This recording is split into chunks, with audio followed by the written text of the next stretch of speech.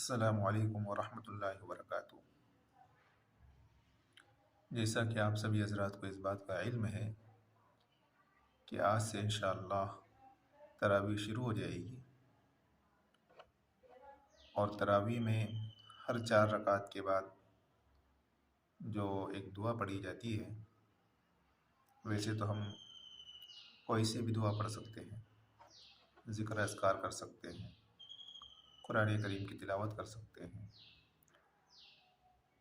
لیکن ایک دعا مشہور ہے، اس دعا کو بھی بطور ذکر کے ہم پڑھ سکتے ہیں۔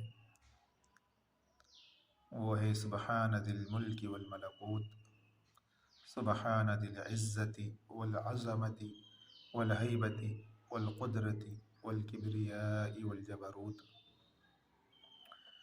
سبحان الملک الحی الذی لا ینام ولا يموت، سبوح قدوس ربنا ورب الملائکۃ والروح، اللہم اجرنا من النار یا مجیر یا مجیر یا مجیر۔